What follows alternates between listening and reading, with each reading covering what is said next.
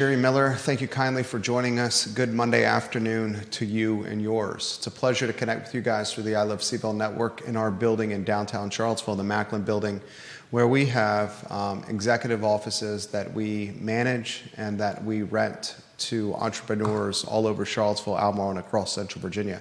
We rented one this morning to a commodities trader from Houston, Texas. Just moved to the area from Houston. Is a man who trades commodities who I'm excited to get to know. Is our connection good there, J-Dubs? We might be getting a little interference. Okay. Judah's going to make sure the connection is connected on his end. I am getting notified that the connection's a bit choppy there. A lot we're going to cover on the program, ladies and gentlemen, including the closure of Tubby's restaurant later this month. Had a conversation with one of the team members on the phone before the program started, and the rumor mill is correct. Tubby's will close later this month. The team member indicated it was the 27th of June when it most likely will be the last day for Tubby's. It's a long list of iconic food and beverage businesses that have chosen to close their doors over the last 12 months. We will update that list, have it published on ilovecville.com, and relay that list to you today on the I Love CVille Show. I want to talk Brian O'Connor today. Brian O'Connor is heading to Mississippi State, a demoralizing piece of news for Virginia fans. Brian O'Connor, as beloved as Tony Bennett amongst the Virginia fan base. A national champion, Brian O'Connor, and a man who epitomizes Virginia baseball like the Pope epitomizes Catholicism and goodwill, like turkeys epitomize Thanksgiving, like fireworks epitomize the 4th of July, and like, frankly speaking, college football epitomizes the fall around Charlottesville and Albemarle County. What happened with Brian O'Connor heading to Mississippi State? How did we get to this point? In the middle of the season, Brian O'Connor on the Jerry and Jerry show said, "I'm not going anywhere. I'm committed to UVA." And now Brian O'Connor is in Mississippi, and he's just a few days away from officially being announced as in live form at the baseball stadium, being announced as the new skipper for Mississippi State. When do we start pointing fingers at the athletic director? And I hate to say this, but the athletic director is the manager, the executive of the athletic department. And in one calendar year, we have seen Tony Bennett leave the basketball program. In one calendar year, we have seen Brian O'Connor leave the baseball program. And in one calendar year, we've seen the Virginia football team post the worst record of any of the power conference football teams over the last 3 years. I'll give you that again. In the same calendar year, we have lost the national championship, national champion basketball coach, the national champion baseball coach, and the football program has the worst record of any of the power conferences in college football. Goodness gracious, it is a low point right now for Virginia athletics. We're going to talk about that today. We're going to talk on today's program, speaking of the University of Virginia, there's a letter that's circulating now that's being signed by current faculty, former faculty, current students, alumni, and heavy hitters. And it's a letter that's being signed in support of Jim Ryan. I want to talk about that on today's show, as the anticipation, ladies and gentlemen, is Jim Ryan may be on thin ice with the Youngkin-led Board of Visitors, now in the final stages of Youngkin's term in governor, and a change potentially on the near horizon. At least that's what the scuttlebutt. A lot we're going to cover on the program. The closing of Tubby's, another icon, ladies and gentlemen, has chosen to close its doors.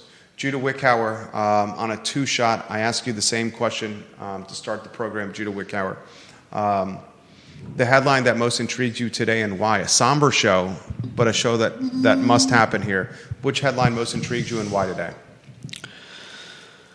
I think that with all of the closings that we've seen, it's a shame that we're losing an integral part of Charlottesville's character with each loss. Of course, something may take their place and may become an iconic part of Charlottesville's history down the road. But seeing old favorites choose to throw in the towel rather than try to pass the torch is always demoralizing. I saw some social media traction over this over the weekend. It appears that there is an auction of sorts scheduled for Tubby's, and that auction notification is making its way around social media groups. The Charlottesville Then and Now group in particular, a live auction for Saturday, June 28th at 10 a.m. at Tubby's on East High Street. I spoke to a team member on the phone today. She said our last day is the 27th of June. So her timeline, we're closing on the 27th, coincides with this auction notice where on the 28th of June, Tubby's on East High Street, everything goes. I'm going to read directly from the auction notification. Everything goes, equipment, cookware, all accessories. A buyer must have photo ID to register. All items sold with no guarantees. All sales final. No buyer premium. Payment cash or card. The auctioneer is Pamela Collier. She's a licensed auctioneer, and she has photos that will be added soon. Ladies and gentlemen, Tubby's has been around since 1982. We have a list of iconic food and beverage businesses, restaurants that have closed in the last 12 months. We will relay them to you. First, we talk the Brian O'Connor news. Weave me in on a one-shot. I want to give props to Charlottesville Sanitary Supply. 60 consecutive years, make that 61 consecutive years in business for John Vermillion and Andrew Vermillion. John Vermillion is 4 generations in Albemarle County, and he's a stand-up guy. I want someone to tell John Vermillion this. I've gotten to know John over the last 6 or 7 months, and this man is a stand-up, honest man of integrity, and his son, Andrew Vermillion, follows the father's mold. John and Andrew Vermillion at Charlottesville Sanitary Supply are where you should shop for your sanitary supplies, your pool cleaning needs. This is a business 61 years that we want to see in Charlottesville for another 61 years, and we got to support businesses like Charlottesville Sanitary Supply. Judah Wickhauer, you have 2 headlines that we can rotate on third on screen with Brian O'Connor. He is now the head coach at Mississippi State, and as Jessica has highlighted on the I Love CVille group, Jessica Wingfield Lilly, O'Connor is bringing his staff with him. The only one not going with him is the pitching coach. But Coach McMullen is following Brian O'Connor to Mississippi State. This is a demoralizing turn of events for Virginia fans because Brian O'Connor put Virginia baseball on the map. And his time in Charlottesville, he has proven, folks, this is not an exaggeration, this is not hyperbole. He has proven that he is the best baseball coach in college baseball. The records, the wins and losses back it up.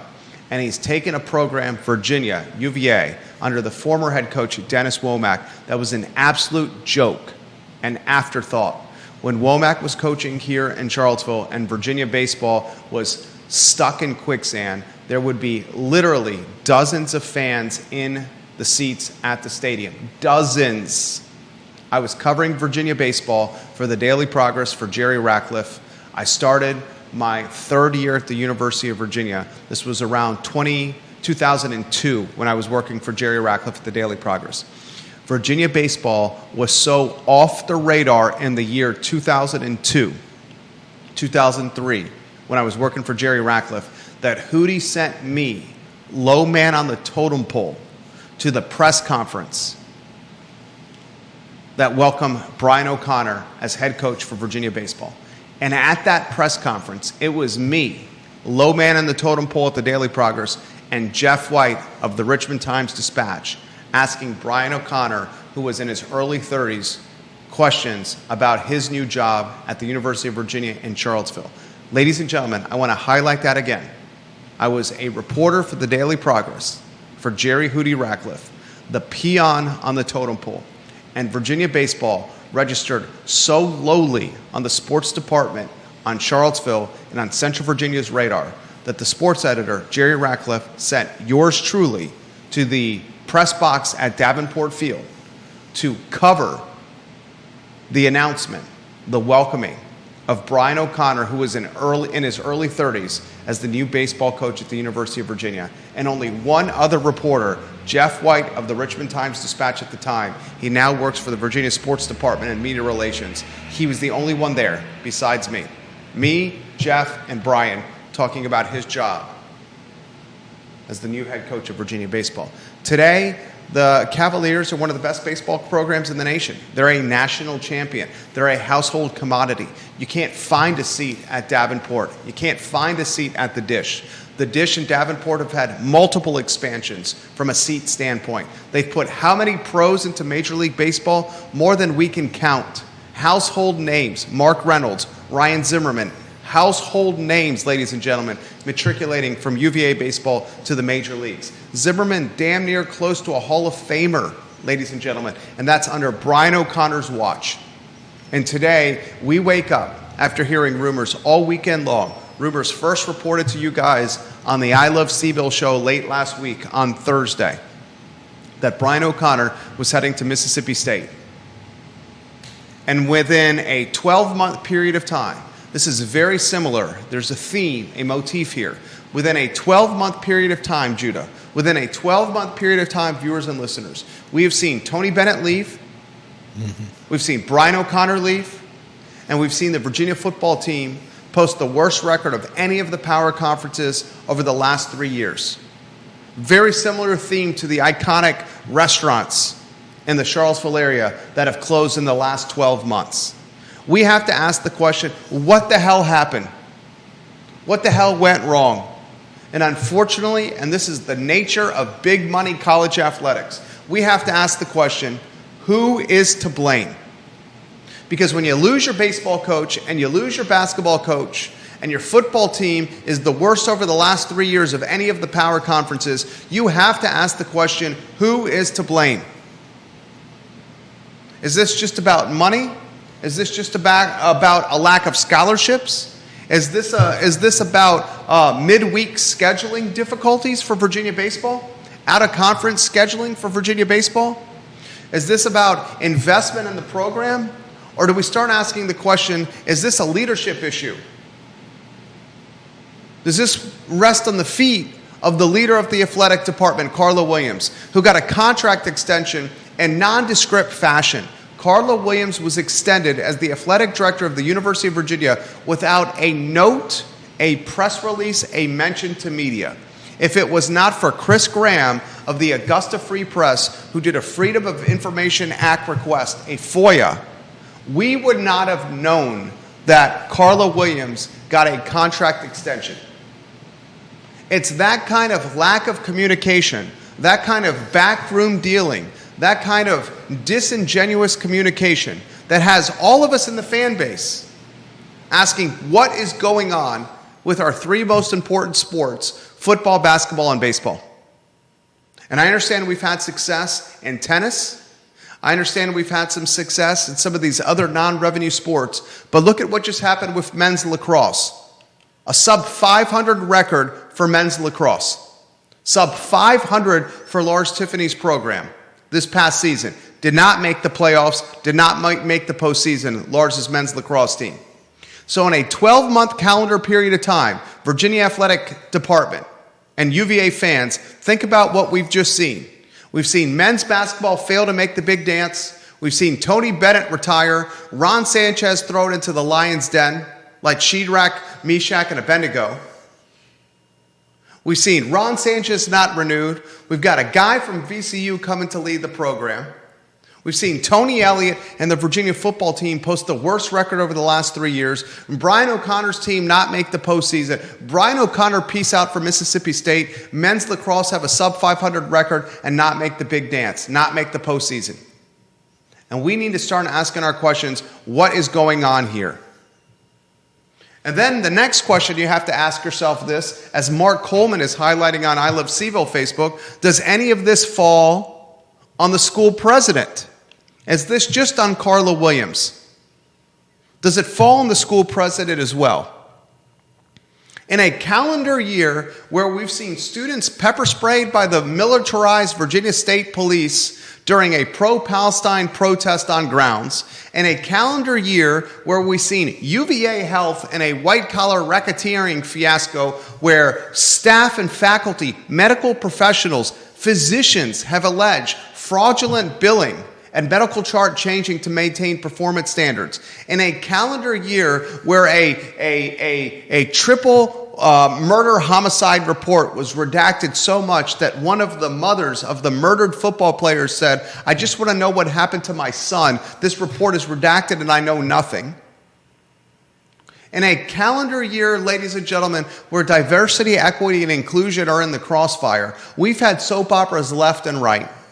And if we're going to hold Carla Williams accountable for the soap opera that is Tony Bennett, Ron Sanchez, Virginia basketball failing to make the postseason, Brian O'Connor, baseball coaching vacancy, failing to make the postseason, Tony Elliott, Virginia football, worst record over the last 3 years of any of the power conferences, men's lacrosse, failing to make the postseason, sub 500 record. If we're going to hold Carla Williams accountable for that, and I think she should be accountable for it, does Jim Ryan is he not culpable as well, especially with the other collateral damage and the soap opera headlines? Bob Shada watching the program, the mayor of Birdwood, the vice mayor of Vivace Restaurant. He says, I'm not sure we can pin this on Carla. Don't know why I'm thinking it, and I'm surely not defending her hiring record, but I think what's going on is way above her head. Does that mean, Bob Shada, it's on Jim Ryan? I trust you, Bobby Shada. Jeremy Wilson. Once again, he's watching in Eastern Tennessee, Jeremy Wilson. Carla Williams strikes again with such disrespect for a great coach. He says she absolutely needs to go. Jeremy Wilson, thank you for watching the program. Maria Marshall Barnes, Sheila Williams, Logan Wells Claylo watching the program. Kevin Yancey says, Ryan has enough on his plate. This falls squarely on Carla Williams' feet. 2, if not 3 Hall of Fame coaches. Kevin Yancey says, what's it say when one university has lost 3, but 2 Hall of Fame coaches in a short period of time? Elliot Harding walking by the studio, the talented defense attorney. It is a mess over there. It is an absolute mess. And guess what, ladies and gentlemen? I'm gonna tell you what's really going to boil the hot water. Tony Elliott, this year, if the campaign does not go according to plan, if Virginia football struggles in 2025, if you think the crossfire is heavy for Carla Williams right now, wait to see what happens if Virginia football, who's invested tens of millions of dollars into its program through NIL, through collectives, and through alumni donations, if they struggle out of 2025, oh my, wait till you see what happens. And don't forget that Virginia basketball in a couple of years is rolling out a new licensing fee arrangement where you have to pay more licensing fees, pay more yearly fees, do more donations if you want to keep your seats at the John Paul Jones Arena. John Blair watching the program. I'm going to get to his comments in a matter of moments about Tubbies. Viewers and listeners, let us know your thoughts. Philip Dow watching in Scottsville. I see 9 different states on our heat map watching the program right now. Ginny Hu, thank you for the retweet. North Carolina, Georgia, South Carolina, Florida, Pennsylvania, Kentucky, welcome to the show. Ginny Hu says this, if the Board of Visitors had fired Jim Ryan, Carla Williams would be gone too. That's a domino to follow. If the BOV chooses to fire Jim Ryan, the Board of Visitors, and we're going to get to the next story in a matter of moments, but if the BOV chooses to fire Jim Ryan, is Carla Williams the next domino to fall? Judah Wickhauer, 2-shot. I know baseball and Virginia athletics is not your bailiwick, but you follow the show close enough. Football, dead last of any of the power conferences over the last 3 years. Mm-hmm. Tony Bennett retires weeks before the season, shocks the world. Ron Sanchez thrown into the Lions' den. He does not get renewed. He finds out, Ron Sanchez, the interim head coach, after the ACC tournament, when he loses the ACC tournament, he finds out while he's in a hotel room in Charlotte that he's not going to get his job. He is sent after he loses the ACC tournament. He's sent out to greet the press, to answer questions from the media, without knowing whether his job is safe or not. He is literally going to a firing squad. And then after that firing squad goes to a Charlotte hotel room and finds out in the hotel room in after the ACC tournament that he's canned. Very, very poorly done. Brian O'Connor, now Mississippi State. And if I'm not mistaken, I've heard he's likely taking most of his staff with him. All the staff with the pitching coach. Oof. That's really rough. We have fair knowledge that that Bennett left because he didn't like what was going on with the portal, right? And Bennett says he doesn't recognize college athletics anymore. He chooses to peace out, and on his way out, he says our 2019 class, the last truly amateur college basketball national champion. That was a dig at what's happening with college sports. And I guess the same can't be said for O'Connor if he's going to another school. O'Connor going to Mississippi State that is going to pour more financial resources into its baseball program. Mississippi State is one of the pinnacles, if not the pinnacle, from fan engagement, stadium experience, and financial resources allocated to baseball. Mississippi State is actually pulling some money from football to baseball because it means so much down there, where Virginia, on the other hand, is going balls deep into the football program. All the resources to the football program. 85% of it is what I've been told, to the football program. This is a mess, ladies and gentlemen. And it's a segue to the next headline. Lower third on screen, Jim Ryan. There's an article that's hit the media and that's hit our inboxes. This from retired UVA faculty. Milton Adams has signed this. This is a letter from retired UVA faculty. This letter from retired UVA faculty supports Jim Ryan. It's been signed by the following faculty. It's in my inbox. Milton Adams, Richard Brownlee, Robert Bruner, Jonathan Cannon, Dory Fontaine, William Kehoe, Patricia Lampkin, Craig Littlepage, the former athletic director, Dennis Proffitt, Reuben Rainey, Robert Rabondo, Claire Ross, Catherine Thornton, and Carol Wood. All those folks have signed this letter. They circulated to us with influence and with media clout. They have written what is a 1, 2, 3, 4, 5, 6, 7 paragraph letter in support of Jim Ryan that absolutely douses the Jefferson Council with gasoline and kerosene and throws the proverbial match on the council, calling the Jefferson Council in this letter, I want to use their words, tragically out of touch and an embarrassment to today's university. This letter hits our inboxes and will be in your media outlets after you watch this show. I encourage you to read it. It coincides with a similar campaign that's circulating on social media. This similar campaign that's circulating on social media was authored by folks close to Jim Ryan in his cabinet. And that campaign that's circulating on social media, do you have that letter up? Is that the UVA sign-on letter? That's the UVA sign-on letter. Set the stage for the viewers and listeners, Judah Wickhauer.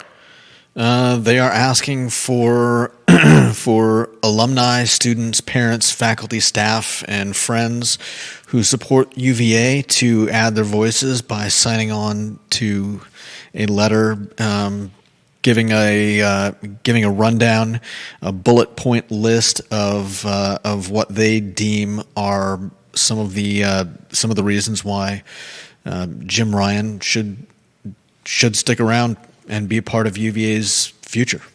Do you see what's happening? Do you see what's happening? We have this clash of two different ideologies.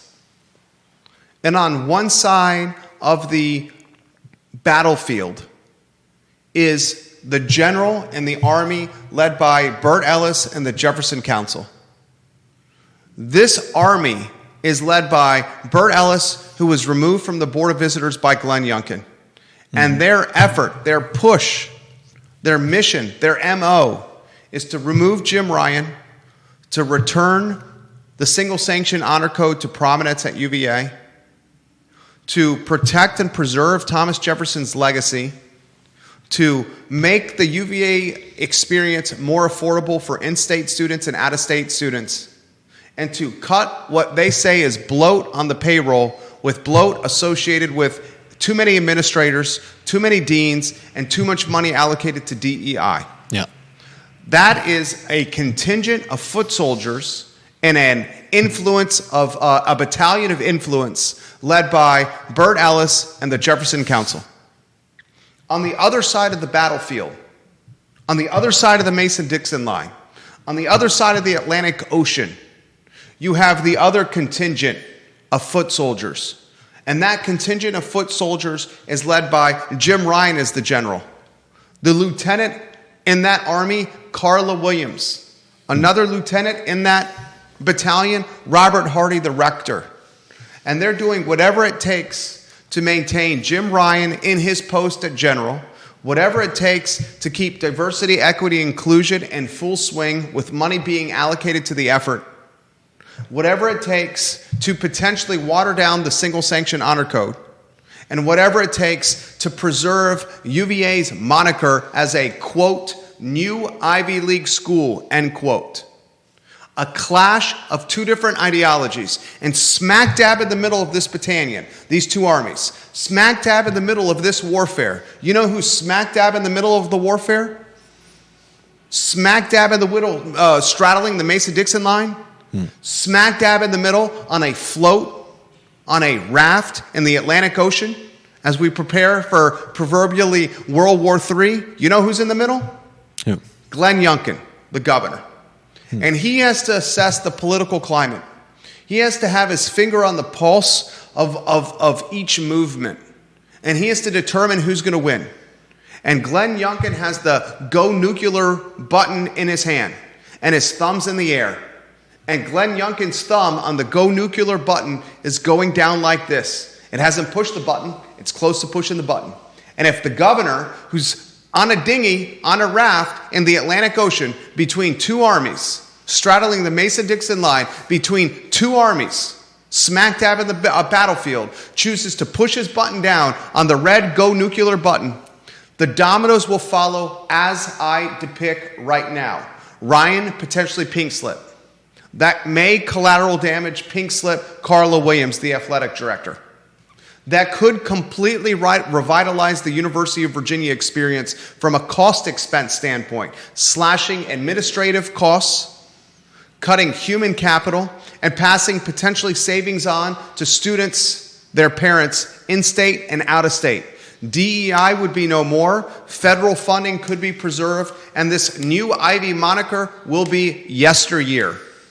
If he chooses not to push the red go nuclear button, Ryan's job is preserved. Carla Williams' job is preserved. The new Ivy moniker will resonate for here till forevermore. The cost to attend the University of Virginia will continue to escalate. Damn near $100,000 for out-of-state students, undergrad, UVA. We are living and breathing a influence battle like we've never seen at Thomas Jefferson's University in its history. And instead of blood and wounds, and instead of gurneys and machine guns and deathbeds and tombstones, instead of bazookas and submarines and rifles, they are fighting, ladies and gentlemen, with clout, with social media. They are fighting with advertisements and legacy media. They are fighting with influence, with wealth, with backroom dealing. And we, the viewer and listener, sit on our perch like I'm sitting right now, watching it all play out. But it's a domino, it's a game of dominoes that may or may not fall in the very near future. Viewers and listeners, let us know your thoughts. Put them in the feed, and I will relay them, damn it, live on air. Chad Jones watching the program. Enough money to give Carla a 29% raise, but not enough money to fund one of the top teams at UVA. Chad Jones's comment on the feed. I got 13 states on the feed watching Judah and I on the I Love CVille show right now. What do you make of the letter from faculty that hit our inboxes in traditional media, retired? And what do you make of this Jim Ryan effort that's led by someone inside his cabinet, Judah Wickower, a call to action, basically a GoFundMe of support that's going on? Judah Wickower, the show is yours. Then I'll go to viewers and listeners' comments. I mean, I see merit in both sides. Obviously, this add-on sign-on letter, it lists a lot of stuff that's gone on in the school. And, when they talk about UVA being one of only 2 public universities that meet 100% of demonstrated financial need, when they talk about successful campaigns to raise over $5 billion in 18 months, they're not wrong. But when you look at the other side, there's a lot of questioning. There's a lot of people casting aspersions on the Jefferson Council, saying they're just a bunch of old guys who graduated in the 60s and 70s. And then you've got people making some good points about the fact that there was corruption and fraud that was allowed to fester in the UVA health department. And we have documentation that Ryan knew in advance that white-collar racketeering, corruption, fraud was very much alive and gaining momentum with UVA Health, which is the top revenue generator of any division at the University of Virginia. Without UVA Health, there is no University of Virginia of this magnitude. Yeah, there's question about why the student wasn't better investigated before the murders. Chris Darnell Jones and popped with a weapon prior to the triple murder of UVA football players. There's also, leading out of that, question of why so much of the information was redacted on the report. There have been other reports about other questionable happenings. UVA health report, not released to the media. Triple murder report, not released and full force. Those reports... Clandestine communication. Those reports all cost us money. Millions of dollars. Taxpayer dollars. Yeah. So, like you said, there are battle lines that are drawn. There are 2 opposing sides. I don't think there is any way they're going to come to an agreement. And they're different viewpoints that are never going to share a table.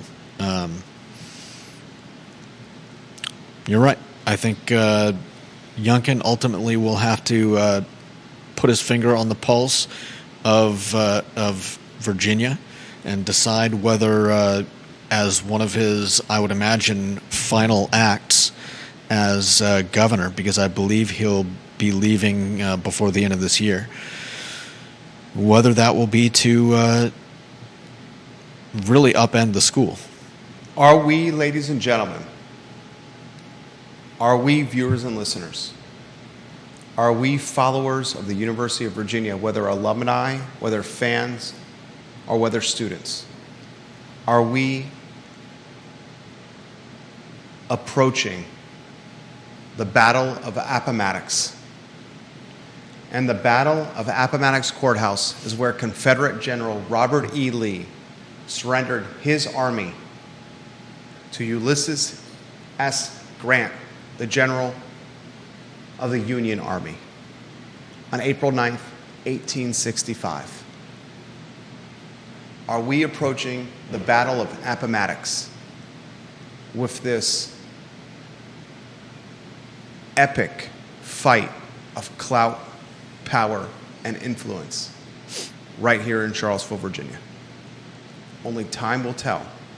But I'll tell you, the plot just got much thicker with Brian O'Connor's surprise announcement that he's heading to Mississippi State.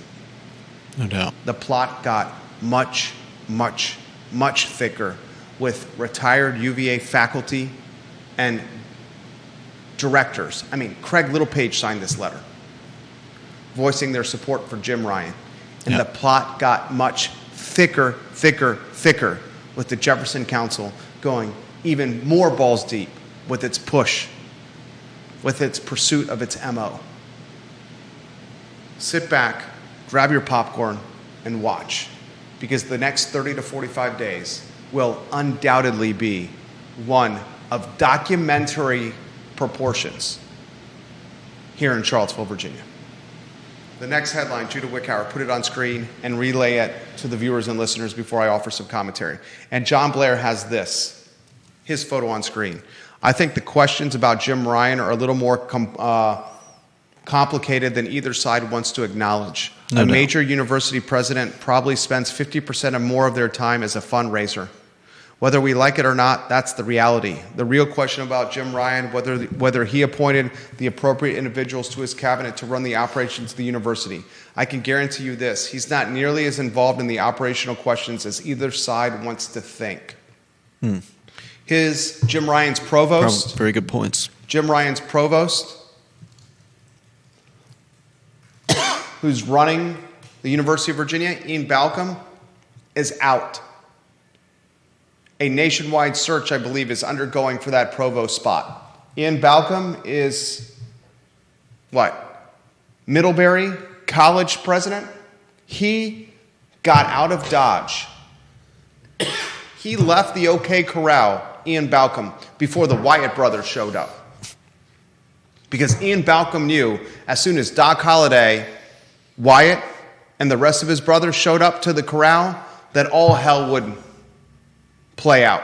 So Balcom said, get me out of the OK Corral and get me to another territory where I can pursue my manifest destiny at Middlebury College. That's the operation executor, the top guy for operations under Jim Ryan. He pieced out earlier this year.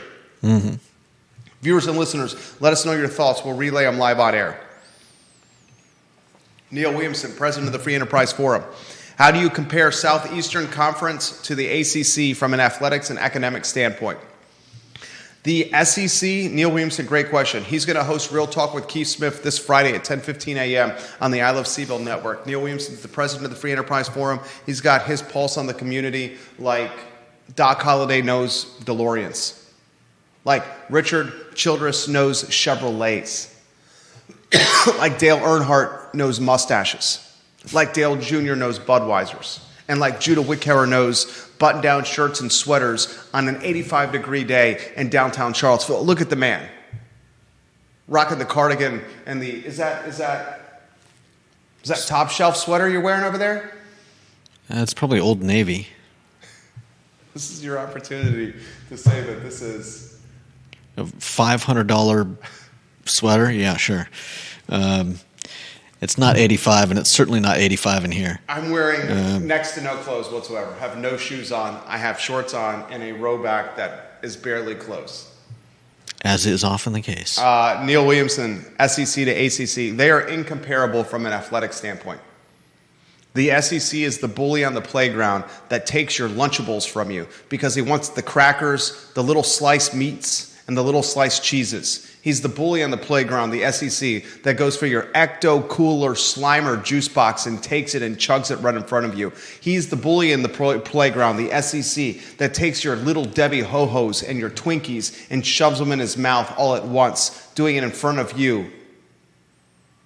The SEC is the bully on the college athletic playground. From an academic standpoint, dude, I'd stack up Duke, UNC, the University of Virginia against anything the SEC has to offer.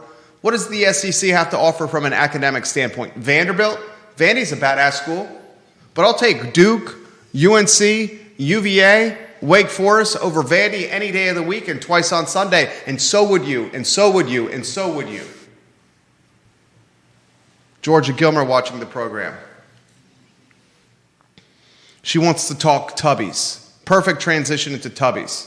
Bob Shada says, I doubt President Ryan was involved as a final decision maker and do believe there was a huge push by all the right people to keep him, but think his mind was made up a while ago. I heard these rumors over a month ago. The Brian O'Connor to Mississippi State rumors were going on easily over a month ago. Jerry Ratcliffe on the Jerry and Jerry show said he spoke to Brian O'Connor on the phone prior to doing a Jerry show and said, I confirm with Brian O'Connor on the phone that he's not leaving for Mississippi State. His exact words. So something changed over that period of time. Tubbies. Headline on screen. Is it on? Just about. Ladies and gentlemen, I spoke to somebody at Tubby's before this show started. They said the last day of business is June 27th. That coincides with an auction notification that's circulating around the internet that a auction will happen at Tubby's, ladies and gentlemen, on the 28th of June. This auction at Tubby's, everything must go. I'll read the notification to you. Live auction Saturday, June 28th at 10 a.m. Tubby's Restaurant, 1412 East High Street. Everything goes, equipment, cookware, other accessories. Buyer must have photo ID to register. All items sold with no guarantees. All sales final. The auctioneer, Pamela Collier, who's a licensed auctioneer in Virginia. I spoke to somebody on the phone at Tubby's June 27th, the last day for the institutional sandwich eatery and deli. Tubby's has been around since 1982. 1982. Yeah. That, ladies and gentlemen, is an icon. When you have been around for 43 years, you are a generational icon.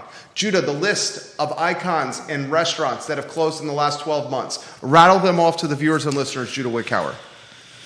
In the last 12 months, we've lost Blue Moon Diner, Moose's by the Creek, Aljo's Traditional Clothes, Reed's Grocery Store, Guadalajara Restaurant on Fontaine Avenue, Mel's Cafe, Lumpkin's Restaurant and Motel, Little John's New York Delicatessen, again, 10,000 Villages, End Zone Pizza, Belmont Pizza, and soon to be added to the list, Tubby's. That right there, if we combine them, I would make you this bet.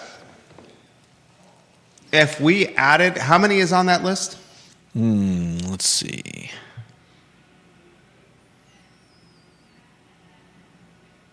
11. 11. Soon to be 12. Soon to be 12. I would bet you that is a collective aggregate combined if I put the over-under at 300 combined years in business that we've lost in the last 12 months, I would take the over on that. As would I.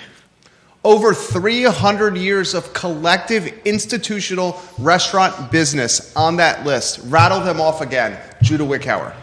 Not all restaurants, but Blue Moon Diner, Moose's by the Creek, Aljo's Traditional Clothes, Reed's Grocery Store, Guadalajara Restaurant on Fontaine, Mel's Cafe, Lumpkin's, Little John's, 10,000 Villages, End Zone Pizza, and Belmont Pizza. Thank you for the clarification. Not all restaurants there. Reed's, a grocery store, Aljo's, a clothing store, 10,000 Villages, a retail store. Yeah. You take those, I guarantee you that if I put the over-under at 300, it would be over 300. Most likely. I agree. I mean, Aljo's alone, I think, is 75 years. Yeah. Is it not? Yeah. Tubby's is 45.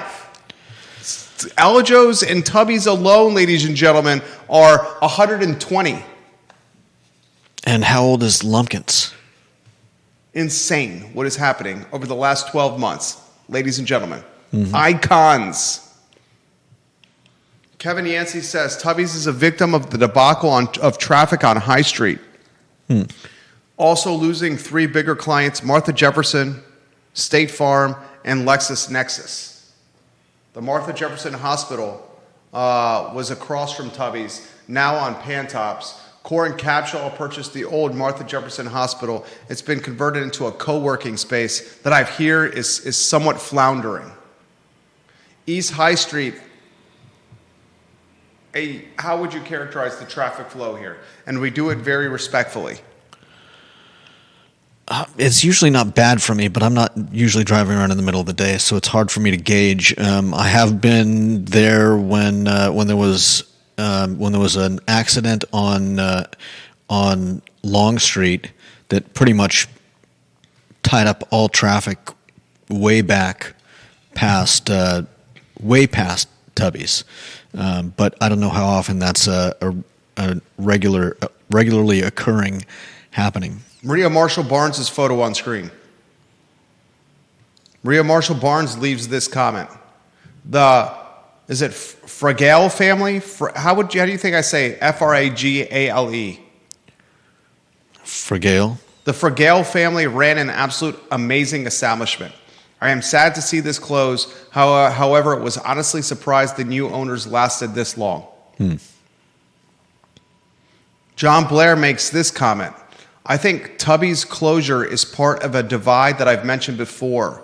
What we're really seeing is the demise of working class Charlottesville. Tubby's was part of that old school part of CVille. So many of the closures are old school working class Charlottesville institutions. When people say Charlottesville is disappearing, that's what they really mean. The old school working class Charlottesville is disappearing. It's not my news to break, but I have heard from a very reliable source that another one of those institutions will close before the end of this calendar year. I can add a little color to that. There are 3 more icons in Charlottesville, beloved icons, that will be closing this calendar year. Wow. 3 more that when you hear of their closing, you're going to be like, gut punch, kick in the nuts. He attributes it to gentrification, the cost of living, and the fact that the middle class and the working class cannot afford to live in Charlottesville anymore. Vanessa Parkhill shedding a tear for Tubby's. Georgia says the traffic isn't that bad on High Street, just impatient drivers. Yeah. Something is happening. I think John Blair's onto it. Something is happening. Is labor too expensive? Yes. Is the consumer straddled with overhead like they've never been straddled before? Grocery costs, fuel costs, credit card debt, Albemarle County taxes, City of Charlottesville taxes? Yes. Is the consumer eating out less? Yes. People are eating at home much more now because they don't have the disposable income. Are cost of goods expensive? Yes. Is rent out of control? Yes. All these things collectively create significant headwinds for the frontline business. And the frontline business, ladies and gentlemen, is someone that relies on somebody to walk into their brick and mortar and interact with a person and sell something to them. A frontline business could be 10,000 Villages that sells, I'm not even sure what 10,000 Villages sells, but it's absolutely beloved in this community. A frontline business could be Eljo's that's selling ties and bow ties and button-down shirts and sports coats and slacks. Mm-hmm. A frontline business could be something like Tubby's that's selling steak and cheese sandwiches. Or Blue Moon Diner that's selling the hog waller hash. Or Mel's that's selling fried fish. Or Moose's that's selling the scrambled eggs and bacon and breakfast potatoes. Scrapple.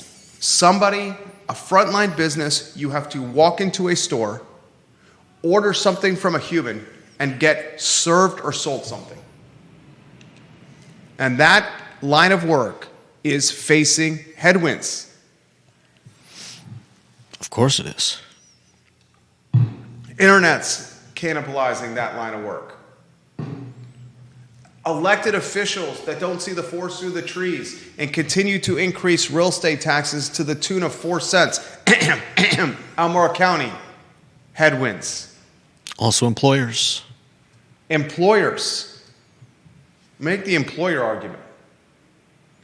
Well, when you think you can do more and more and more with less and less and less, eventually you reach the end of your rope, and there's just you find that kiosks are not always the answer, and they're not going to keep your business running. I get sent this message from Spencer Pushard. Spencer Pushard says Buffalo Wild Wings is going to do a go concept at 930 Olympia Drive. I think you have a headline for other restaurant news and the future restaurant business models that you can rotate on screen. Buffalo Wild Wings Go. Google that. Wings for delivery and takeout only. Buffalo Wild Wings at 930 Olympia Drive. It's in Charlottesville, Virginia. 930 Olympia Drive, ladies and gentlemen, in Charlottesville, Virginia, is going to go to Buffalo Wings Go. Takeout and delivery, Buffalo Wild Wings. And consumers are also to blame. A sports bar, a business model predicated on going to a brick and mortar location to watch sports on TV with your buddies, drink beer and eat wings, is saying we're going to pivot our model to takeout and delivery. Jesus. a national brand that has national resources, national capital, national intelligence, national research, national data, national knowledge, is literally saying our brand and company were created on sports. I remember when my wife and I tomorrow celebrate our wedding anniversary. In July, we've been together. August this year, we've been married or dated for 10 straight years. When she first came down from Manhattan to live with me when I was living in Redfields, for March Madness, we were bar hopping around Barracks Road when Barracks Road had Zinburger and Buffalo Wild Wings. We were bar hopping around there during March Madness. We started at Buffalo Wild Wings. I remember sitting there drinking beer, eating wings with her, watching the opening day of the big dance. Now Buffalo Wild Wings is legitimately saying we're going to do takeout and delivery and not prioritize in-person sports viewing. Insane. I don't know if it's insane. What has happened, ladies and gentlemen? COVID, the collateral damage from the pandemic, the collateral damage from piss-poor decisions from elected officials, the collateral damage from human behavior changing as it pertains to third-party delivery and internet usage, all of this which gained monumental momentum during COVID and the pandemic, when we were instructed by the government to be recluses in our house and then given hundreds if not thousands of dollars to us as families or individuals to stay recluse in our home, changing human behavior forever,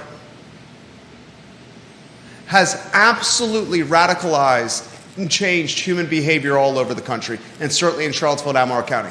When the government was dishing out, when the Fed took interest rates to zero, and as a result, 30-year fixed mortgages dropped to 2.5%, no one ever envisioned, not Jerome Powell, not Ken Elzinga, not the best economists in the world, no one ever envisioned that 2.5%, 3% interest rates was going to drive up the cost of housing like it's done. Because the average Joe and the average Sally said, Jesus, I got a 2.5% or 3% rate. How the hell can I ever sell my house? Golden handcuffed to their crib forever because of their rate, throttling inventory, diminishing supply to a point that the supply that's on the market right now is at an all-time high from a price standpoint in Albemarle County and Charlottesville history, at the same time that groceries are more expensive, at the same time that gasoline's more expensive, at the same time that credit card debt's more expensive, at the same time that taxes are more expensive than ever. The perfect storm. Insanity.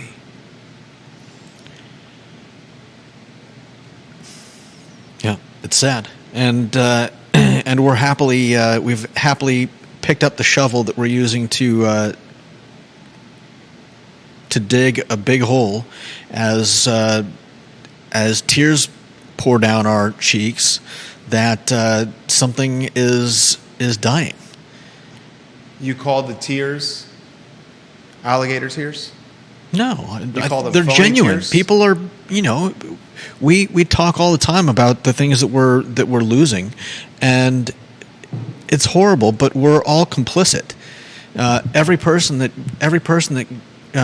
participates in the the wings to go. Buffalo Wild Wings to go, BW3s to go. Every person that participates that is adding another nail to the coffin. Every person we're all that doing is this. We're all ordering stuff. That is a Prime member. That is Prime ordering, Prime buying. Yeah. That is one-day delivering. That is Walmart shopping, Target shopping, Amazon shopping. Order 3 pairs of shoes. Try them on at home. Send the 2 back that you don't want, or send them all back and ask for different sizes. We're becoming so accustomed to having our whims catered to us, and we're such a rich country, but I feel like it's all going into the wrong places. I mean, look around you. Everybody has one of these.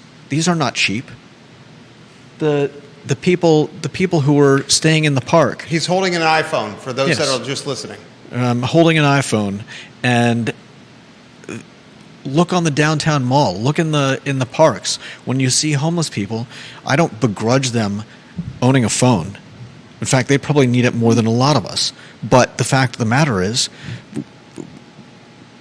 it's not that we're not talking about a loaf of bread or an apple. We're talking about a $1,000 phone.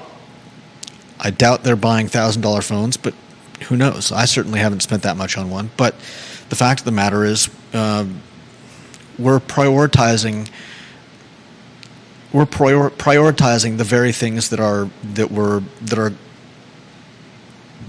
I'm going to tell you right now, the restaurant model of the future, if Buffalo Wild Wings, who built its entire business on getting men and women to walk into their door to watch football on Saturdays and Sundays and basketball throughout the week while drinking beer and eating wings, is deciding to go to a tiny model for takeout and delivery only.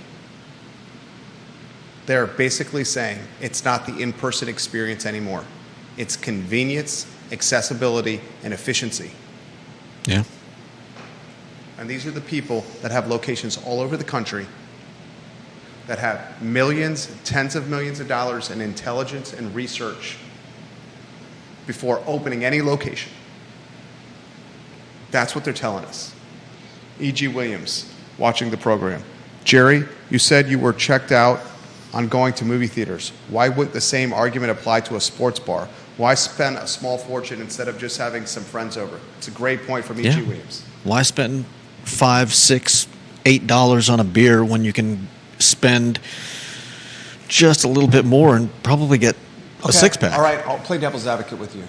You said it's the Amazons of the world and the Internets of the world and the Walmarts of the world and the Targets of the world and the Primes of the world that are killing the business owner. Well, how about us sitting on our couch in our tighty whities and our boxer shorts and our pennies and jerseys, chugging beer at home from our fridge and eating wings that was made in the kitchen instead of going out to the brick and mortars and doing the same?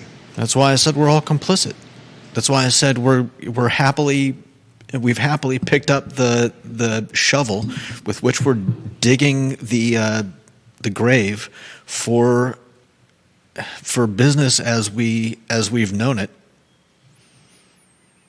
And every time somebody orders something instead of going out, and I'm not saying that everybody has to go out all the time, but we're consistently choosing. We're consistently choosing the easy way. We're consistently choosing we're consistently deciding that our own comfort is the better play. And eventually, that's not going to work. You're not going to have the businesses, or you're just going to have one big business that we're seeing it. We're seeing it now. How much is Amazon spending? Just a few miles from us, and we're potentially getting another data center, and all of this is little chinks in the armor of the system. Judah Wickower, Jerry Miller, Monday edition of the I Love CVille Show. So long, everybody.